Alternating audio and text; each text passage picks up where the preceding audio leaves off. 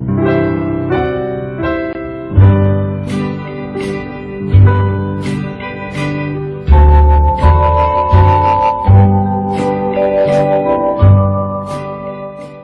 여러분 안녕하십니까? 좋은 아침입니다.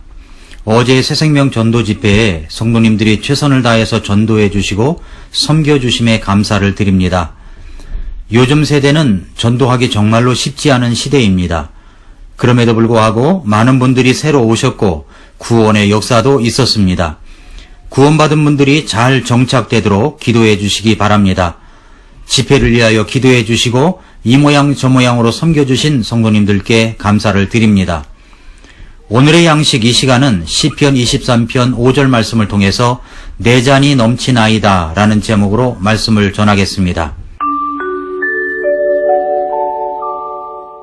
지금까지 말씀을 들은 시편 말씀을 암송해 보겠습니다.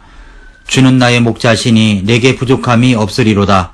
그분께서 나를 푸른 초장에 누이시며 잔잔한 물가로 인도하시고 내 혼을 회복시키시며 자신의 이름을 위하여 의의 행로들로 나를 인도하시는도다. 참으로 내가 사망의 그늘진 골짜기를 다닐지라도 해악을 두려워하지 아니하리니 주께서 나와 함께 계시며 주의 막대기와 주의 지팡이가 나를 위로하시나이다. 주께서 내 원수들의 얼굴 앞에서 내 앞에 상을 차리시고 기름을 내 머리에 부으시니 내 잔이 넘치나이다. 5절까지입니다.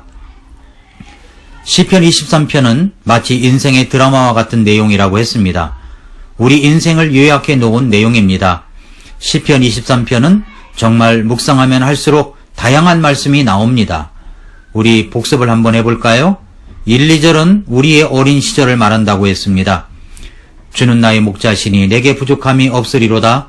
그분께서 나를 푸른 초장에 누이시며 잔잔한 물가로 인도하시고 라고 했는데 이것은 우리의 어린 시절, 어린이들에게는 보호와 공급이 필요한 시기입니다. 3절은 우리의 청년 시절을 말합니다. 내 혼을 회복시키시며 자신의 이름을 위하여 의의 행로들로 나를 인도하시는도다 라고 했는데 10대들에게는 방향성과 훈육이 필요하고 위대한 목자는 이 방황하는 젊은이들을 찾아서 집으로 데려오는 것입니다. 4, 5절은 우리의 중년을 말합니다.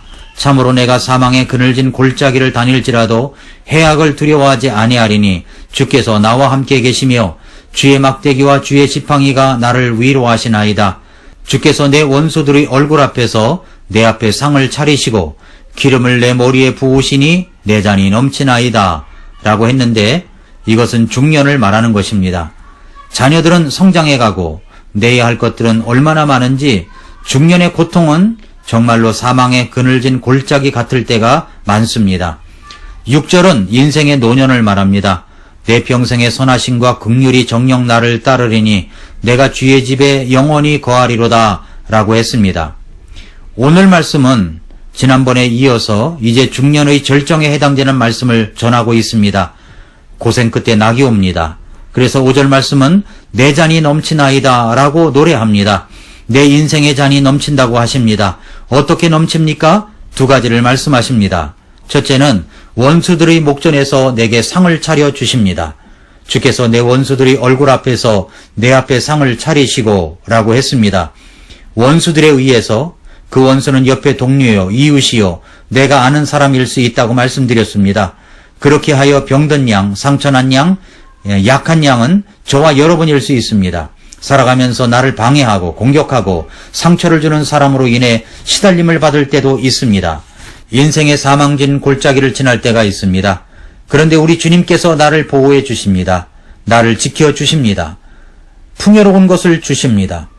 시편 121편 1절부터 8절을 보면 내가 산들을 향하여 눈을 들리니 나의 도움이 거기서 오는도다. 나의 도움이 하늘과 땅을 만드신 주로부터 오는도다. 그분께서 네 발이 흔들리지 아니하게 하시며 너를 지키시는 이가 졸지 아니하시리로다. 보라, 이스라엘을 지키시는 이는 졸지도 아니하고 주무시지도 아니하시리로다. 주는 너를 지키시는 이시로다. 주께서 네 오른쪽에서 네 그늘이 되시나니 해가 낮에 너를 치지 못하며 달이 밤에 너를 치지 못하리로다. 주께서 모든 악으로부터 너를 보존하시며 또 네 혼을 보존하시리로다. 주께서 너희 나가고 들어오는 것을 지금부터 영원토록 보존하시리로다 라고 했습니다. 주님은 나를 보존해 주십니다. 그 보존해 주신다는 단어를 시편 121편에는 2번이나 썼습니다. 그것은 하나님께서 당신의 백성을 보호하시되 철저하게 보호하신다는 것을 말씀하시는 것입니다. 주님은 나를 악에서 보존해 주십니다. 악이라는 말은 히브리어로 라으라고 하는데 악 자체를 말할 뿐만 아니라 불행이라는 뜻도 담겨져 있습니다. 인생 가운데 만나는 모든 악들, 불행들을 말합니다. 그 모든 것으로부터 당신을, 저를 보존해 주시고 내 혼도 보존해 주신다고 거듭거듭 강조해 주셨습니다. 그런데 이 악을 나타내는 라으라는 단어는 악, 불행을 가리킬 때도 쓰여지지만 때로 고통스러운 훈련이라는 뜻으로 사용되기도 합니다. 따라서 하나님께서 모든 악으로부터, 불행으로부터 우리를 보존해 주신다는 말씀은 성도의 삶에서 고통과 고난의 시간이 면제되었다는 말이 아니라 성도들에게도 동일하게 고통과 고난의 시간이 찾아오지만 원수 같은 사람들이 주변에 있지만 그것 또한 하나님의 전능하신 손 아래서 허락된 것이며 결국 성도는 그러한 고통, 악, 불행에서 보존될 것이고 성도들에게 유익한 훈련이 된다는 의미입니다. 여호수아 24장 16절에서 여호수아가 백성들에게 유언과 같은 말을 합니다. 만일 주를 섬기는 것이 너희에게 나쁘게 보이거든 너희 조상들이 강 저편에서 섬기던 신들이든지 혹은 너희가 거하고 있는 땅의 아무리 족속의 신들이든지 너희가 섬길 자를 너희를 위해 이날 택하라. 그러나 나와 내 집으로 말하건대 우리는 주를 섬기겠노라 라고 했습니다. 그랬더니 백성들이 그 말에 응답을 합니다. 여호수아 24장 17절에서 백성이 응답하여 이르되 우리가 주를 버리고 다른 신들 섬기는 일을 결코 하지 아니하리니 주 우리 하나님은 우리와 우리 조상들을 이집트 땅 속박의 집에서 데리고 올라오시고 우리 눈앞에서 그 큰 표적들을 행하시며 우리가 지나온 모든 길에서와 우리가 통과한 모든 백성들 가운데서 우리를 보존하신 바로 그분이시니이다 라고 했습니다. 그들은 보존이라는 말을 씁니다. 하나님은 우리를 지켜 보호해 주시는 분이십니다. 하나님은 나에게 그런 분이십니다. 그래서 시편 23편 5절 말씀은 내 잔이 넘치나이다 라고 노래합니다. 내 인생의 잔이 넘친다고 하십니다.